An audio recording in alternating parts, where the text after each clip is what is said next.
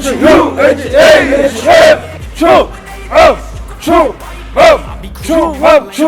빅토리.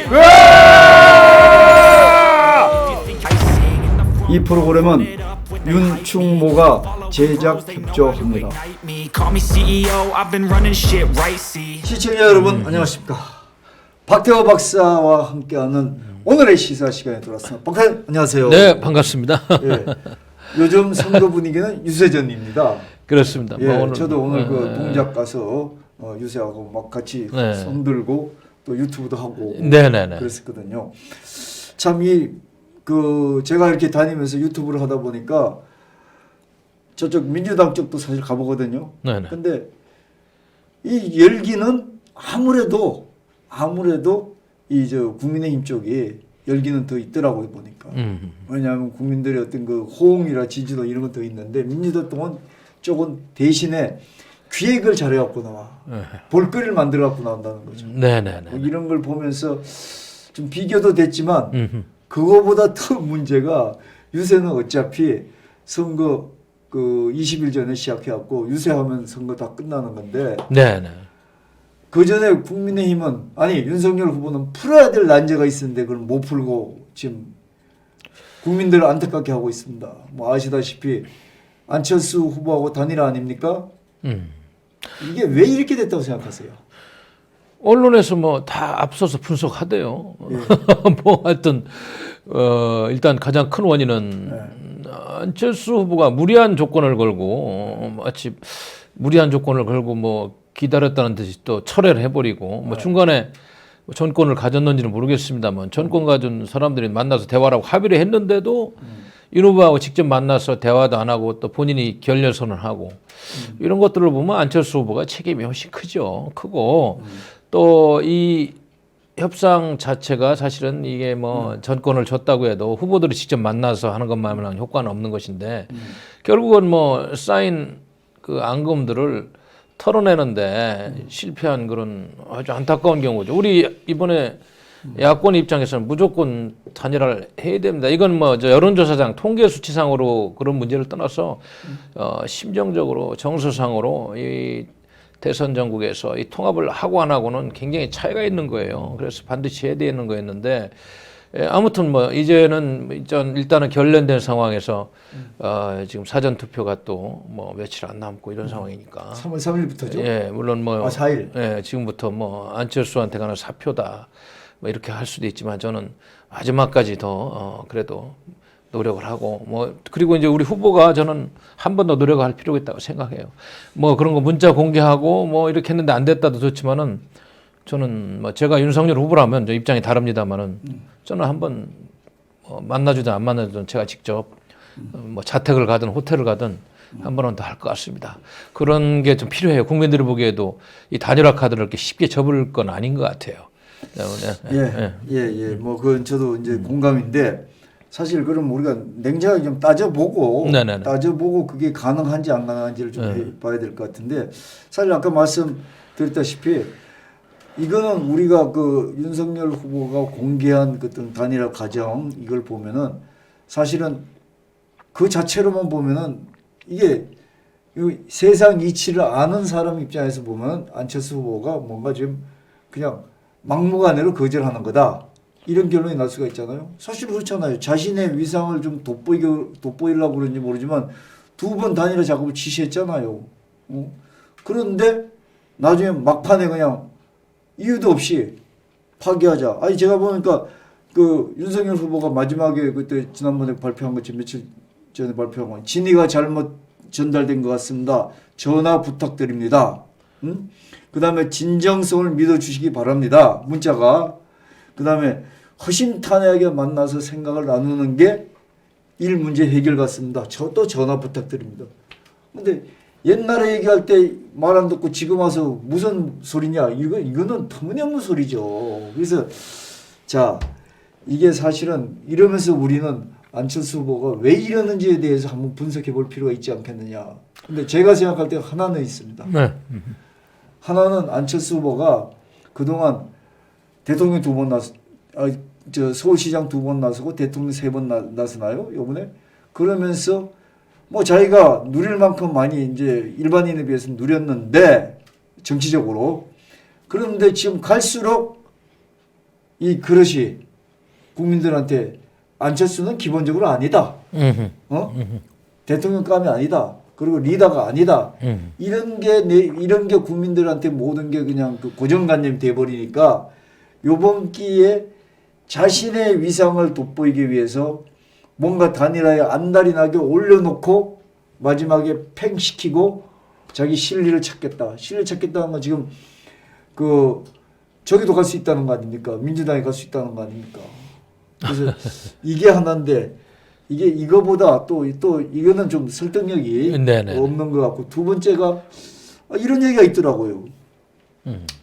안철수 후보가 이 정권의 공작 정치에 걸렸다.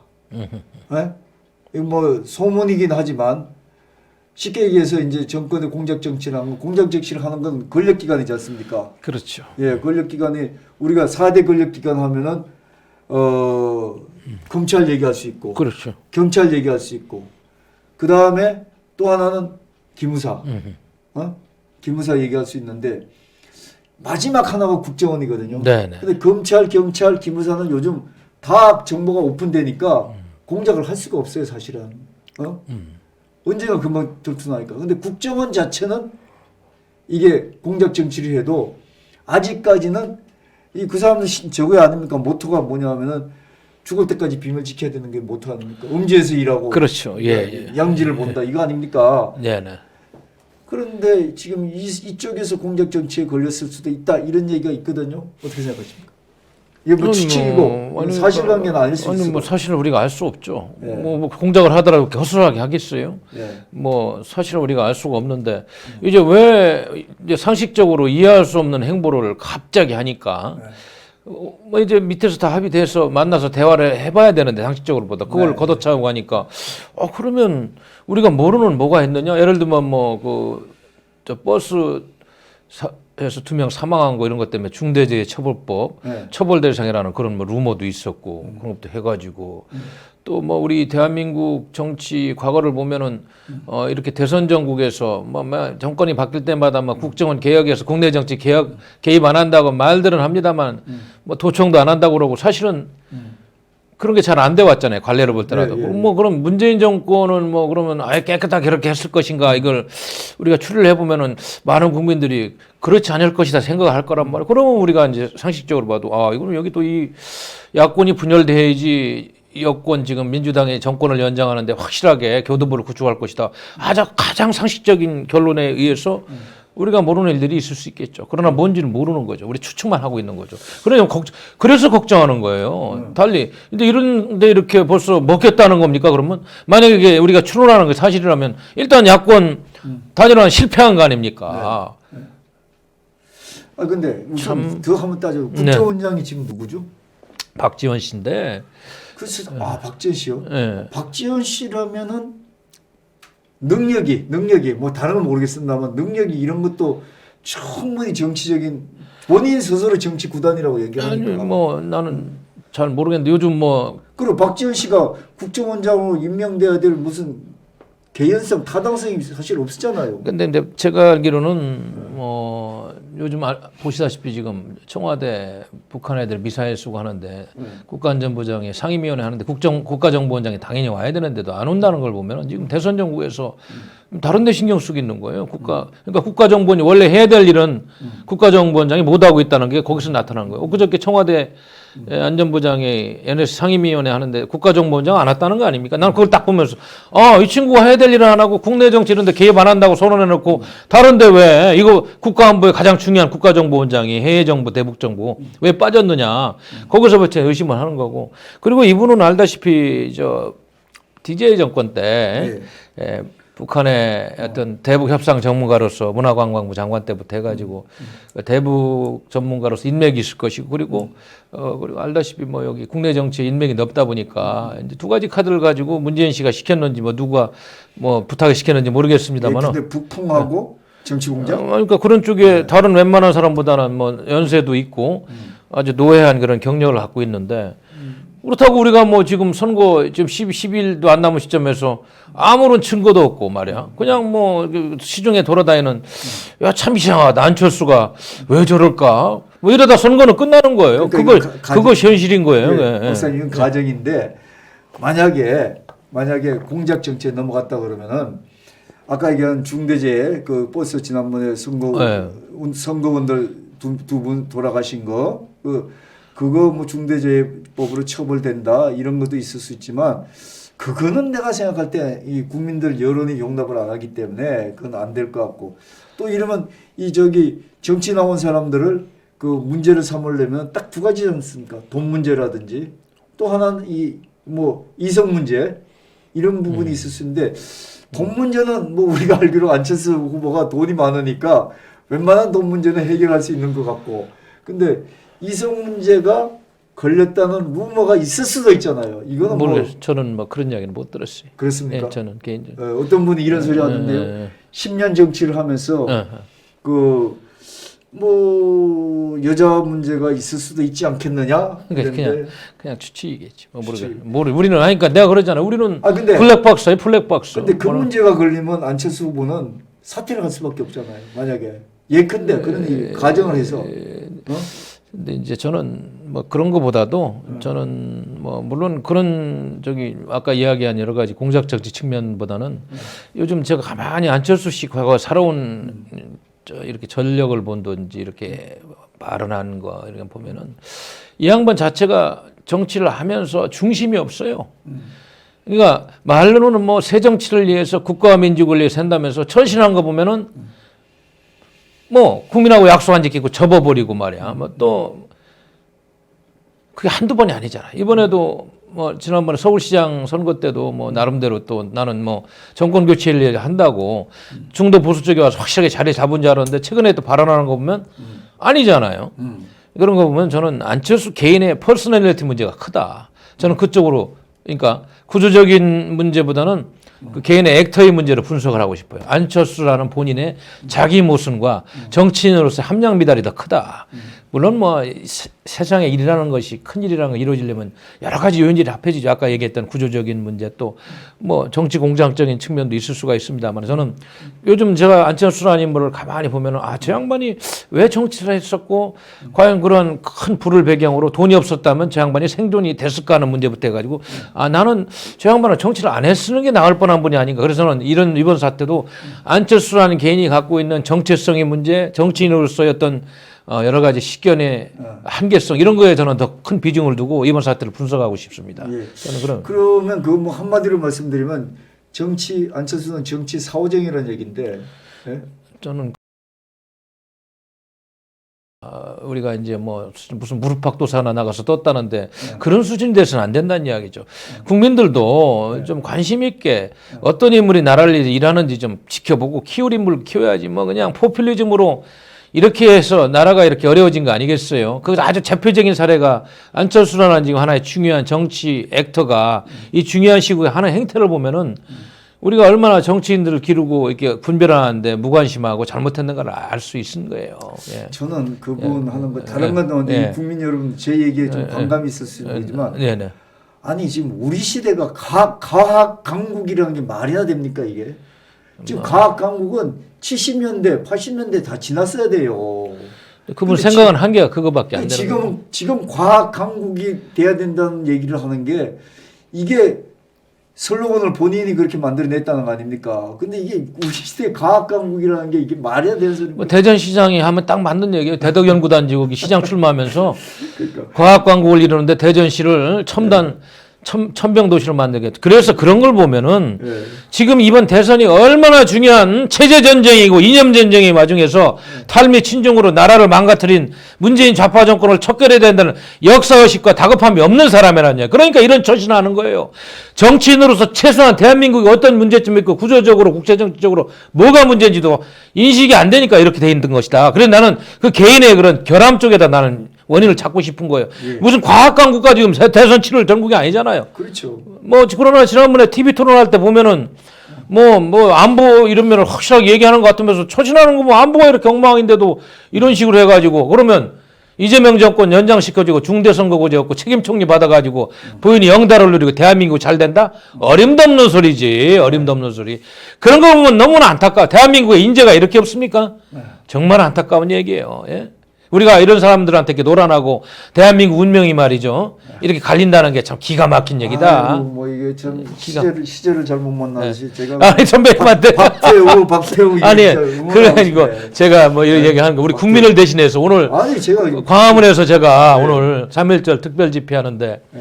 제가 비상 시국 선언문을 낭독하고 아까 막 이리 오는 길인데 우리 보수단체 대표로 너무나 막 울분에 차 있는 거야. 많은 분들이 안철수 문제를 가지고 막 다 그래요. 막 그래서 내가 그분들의 이 애국 시민들의 울분에 찬 마음을 내가 대신 지금 전달하는 거예요. 우리 홍영락 TV를 통해 가지고. 예, 아이고 뭐 감사한데 네네. 저도 예. 같은 마음입니다. 네네. 예, 저 개인적으로 보면 박원순 시장 시켜준 거, 예. 그거 서울시 다 말아먹었죠. 그다음에 문재인 정권 만들어줘 가지고 우리 이렇게 힘들게 했죠. 네네. 지금 또 와갖고 이재명 그 시대를 여는 조타수 역할을 하는 이런 나 그래서 저 같은 울분이 한번 생각해 보세요. 지금 자기가 표현을 정확히 안 해서 그런데 정권 교체를 바라는 60% 나머지 동조하는 20% 70~80%가 이 안철수에 대해서 욕을 할 겁니다. 그러니까 본인이 나가 무슨 혹거에 걸렸는지 모르겠지만 지금 정말 정말. 그랬어요. 저는 자 그러면 앞으로 네네. 이걸 윤석열 후보 어떻게 해결해 나갈지 윤석열 후보도 또 문제가 있다는 거는 보면은 이 국민들의 마음을 하고 국민이 주권 행사를 해달라고 그렇게 떠들면서 요번에 안철수하고 후보 단일화 할 때 그동안 국민들이 감정적으로 그거는 개인적으로 능력은 내가 잘 모르겠어요. 근데 감정적으로 안 좋은 장제윤 의원, 윤핵관이라는 그 대표적인 장제윤 의원을 자기 정권자로 내세운 게 이게 또 이 후보도 국민의 감정적인 동정을 못 받는 이유가 될 수 있어요, 이게. 글쎄 그것도 지금 오늘도 이야기가 나오던데 차라리 정말로 좀 아주 참신하고 정말로 깨끗한 사람을 그 측근들 말고 말이에요. 예. 그런 사람을 진짜로 전권을 줘가지고 했으면은 이렇게까지 이런 아쉬움이 있는데 그럼에도 불구하고 하여튼 저는 처음부터 얘기했지 않습니까? 참모들 시켜서 하는 건 실패할 확률이 많다. 이런저런 얘기 나오고 다 도청당하고 그러지 않겠어요. 그건 뭐 그 비밀 안 생겼으면 본인이 직접 타결하는 거 봐시 유일한 방법이다. 난 처음부터 그런 얘기를 했어요. 대한민국 정치. 그래서 DJ한테 좀 배워라. 아니 오지 말라 한다고 안 오는 게 대한민국 정치입니까? 올 필요 없다 우리 집에 다니라. 그런다고 안 가요 정치인이? 아니 말이 되냐고. 오지 말라고 하면 더 가야 되는 게 아쉬운 사람 입장에서 하는 거예요. 지금 우리 윤석열 후보가 더 큰 형님이고 큰 그릇 하냐 지금 안철수보다는 지지율도 5배 많고. 목마른 사람이 오지 말라면 더 가야 되는 거예요. 그래서 하여튼 지적하신 대로 지금 저는 그 전략상에 약간의 문제는 있었다. 윤 후보 쪽에서도 그걸 분명히. 그리고 또 당대표 이준석 씨가 하는 발언들을 보면 도움이 안 됐잖아요. 이게 무슨 콩가루 집안처럼 그런 것도 문제였고.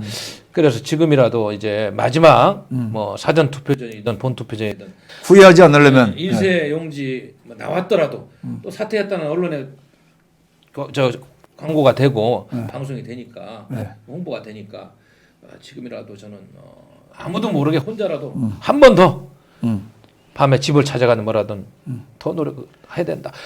언론을 알아도 되고 몰라도 됩니다. 그러면 윤석열 후보는 이렇게까지 마지막까지 노력을 했다. 모든 걸. 이게 나라를 구하는 애국심에서 그렇게 했다. 왜냐하면 확실한 단일화가 안 되면 정권 교체에 대한 그런 확신이 좀 적어지기 때문에 국민들이 걱정하는 마음을 1%라도 들으려고 옥자는 내가 뭐 자강론을 이길 수 있다고 하지만은 그것만 믿을 수 있느냐 지금 여론조사도 좀 비슷해지고 믿을 수 있는지 없는지 모르지만 내일 모레면 여론조사 이제 그러니까 오늘 벌써 보세요. 뭐 지금 뭐 어떤 여론조사는 지금 야, 나 이런 걸 보면서 여론조사 뭐 조작이 됐건 어쨌든 이재명이 앞서는 걸 나와 있는 거죠. 모든 공권력과 모든 권력은 지금 좌파 정권이 갖고 있는 거예요. 지금 윤석열 후보가 갖고 있는 거는 명분하고 정권 교체를 바라는 민심밖에 없는 겁니다. 그런데 이거를 못 살리고 이거를 통합을 못 시키면은 저들의 야권 분열 책통에 당했다고 봐야지. 이걸 누가 그걸 부인하겠어요. 져서는 안 될 선거를 이거는 져서는 안 되죠. 그래서 저는 자 그거 이제 마지막까지 안철수 단일화를 노력을 하는 거 하나. 또 하나는 저도 하나 더 말씀드리고 싶은 게 지금 박근혜 대통령이나 조원진 그 전 의원이나 그 다음에 정광훈 목사나 이거 저기 보수 표를 모을 수 있는 사람들 다 어떻게든 좀 모아야 되는데 그런 노력이 없어요. 저는 이제 정광훈 목사님은 뭐 오래전부터 윤석열 후보가 돼야 된다고 뒤에서 이렇게 돕고 뭐 이렇게 집회도 하고. 예, 그러니까 그래도 오늘도 아마 뭐 우리 광화문에서 저희 보수 단체는 다른 데서 했는데 뭐 그런 이야기를 하는 것 같고 이제 김경재 씨나 조원진 씨는 박근혜 대통령 메시지에 달려 있다고 봐요. 왜냐하면 그 두 분은 지금도 박근혜 대통령님이 상당히 그런 후광을 얻고 정치하는 것처럼 이렇게 그렇지. 이야기를 하죠. 그러면 제가 보기에는 지금 만에 하나 단일화가 끝까지 안 된다면 이제는 박근혜 대통령 메시지가 아주 절대적인 또 굉장히 중요하게 되는 겁니다. 그래서 저도 그 부분을 사실 개인적으로 노력을 하고 있어요. 과거 이제 우리 공화당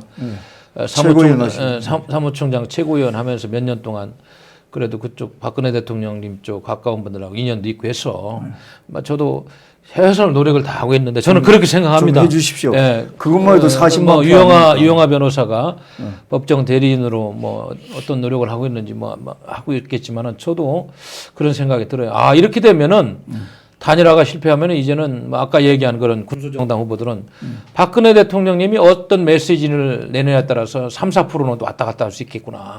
왜냐하면 투표장에 안 가겠다는 그런 정통 보수 포함해서 아까 뭐 박근혜 대통령님 바라보면서 정치해온 조원진 후보나 김경재 후보 같은 경우는 그 말 한마디에 모든 변수가 된단 말이에요. 그렇죠. 그래서 저는 뭐 제가 지금 개인적으로 이렇게 생각하기에는 그분은 지금까지 몇 년 동안 이렇게 그분이 하온 행태라든지 지난번에 저 책 낸 것도 보시면 알겠습니다만 그분은 하나들도 대한민국하고 결혼한 사람이고 나라 잘 되는 게 우선이지. 뭐 윤석열 후보가 좀 탄핵할 때 역할이 있었다고 해서 그거 가지고 지금 나라가 망하고 있는데 그거 핑계 대 가지고 정권 교체 이렇게 그럴 분은 절대 아니에요. 반드시 정권 교체 해야 된다는 마음을 갖고 있고 본인도 정권 교체가 돼야지 사법적인 사면에 의해 가지고 정치적인 사면까지 받을 수 있다는 걸 알고 편한 세상에서 그나마 달성에 내려가 지내는 것이 그래서 저는 반드시 메시지를 낼 걸로 보고 있습니다. 근데 그 메시지 내는 형태가 이제 투표 전일 텐데 너무 늦어도 안 되고 제 느낌에는 뭐 3월 한 5일 전후에서 내는 게 제일 좋지 않느냐. 그래서 뭐 그 형태는 여러 가지 있을 수 있어요. 뭐 유튜브 뭐 저기 머무는 병원 어디 카페 같은 데 초청해서 한 말씀 하실 수도 있고 측근을 통해서 친필 메시지로 할 수도 있고 또 뭐 유영아 변호사를 통해 가지고 뭐 구두를 할 수도 있고 여러 가지가 있는데 저는 뭐 하여튼 가장 부담 없는 방법에서 우리 박근혜 대통령님께서 지금 나라가 백척간두고 좀 안철수 단일화도 안 된 시점에서 본인이 더 애국심을 가지고 그런 생각을 하고 있을 것이다. 저는 기대를 하고 있습니다. 그래서 더 늦어도 안 되고 3월 5일 전후에는 좀 하시는 게 좋지 않느냐 그런 생각이 듭니다. 빈 뉴스입니다. 네네. 역시 우리 저기 애국심으로 가득 찬 우리 박 박사님이 이런 얘기를 참 하고 노력을 하셨으니까 이런 뭐 얘기까지 단언할 수 있는 얘기인데 자 어쨌든 좋습니다. 우리 윤석열 후보도 끝까지 좀 노력을 해주시길 바라는 게 사실은 정권 국민들 입장에서는 정권 교체를 8분 응선을 넘었다고 생각했는데 지금은 50대 50이라는 얘기입니다. 지금 여론조사 오늘 아침에 보는 거 보면 아까도 얘기했습니다만 아침에 내가 언뜻 컴퓨터 펴고 방송하기 전에 보니까 TBC 교통방송하고 뭐 KSY 사회적 여론조사는 그건 좌파잖아요.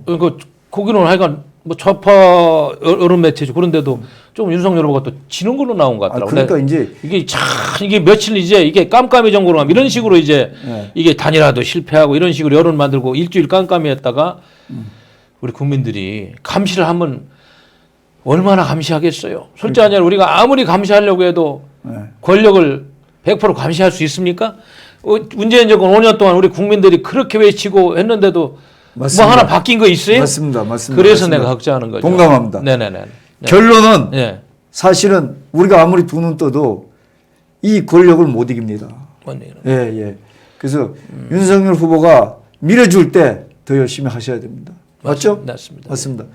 자, 기대합시다. 예, 정말 안타깝습니다. 자, 국민 여러분 기대해 주시고요. 그래도 희망을 놓지 맙시다. 자, 박 박사님 감사합니다. 고맙습니다. 반드시 정권 교체합니다. 고맙습니다. 네. 슬레이트 C넘버 1에 1 레디 액션. 송열이 형, 제가 왜 형을 지지하는지 아십니까? 모르시죠? 제가 형님을 지지하는 이유는 딱 하나입니다. 제가 만들었기 때문이에요. 제가 불렀기 때문이라고요. 저뿐만이 아니고 모든 국민이 형을 불렀습니다. 하지 않겠다고 했었습니다. 그런데 우리가 불렀습니다. 우리가 만들었습니다. 우리가 형을 대통령으로 만들겠다고 하지 않겠다는 형을 불러낸 겁니다. 형님, 무조건 대통령 되세요. 윤석열을 대통령으로 꼭 부탁합니다. 우리 모두가 응원하고 우리 모두가 바라고 있습니다. 윤석열 대통령 청와대로 꼭 입성하십시오. 슬레이트 액션! 감사합니다. 이 프로그램은 윤충모가 제작 협조합니다.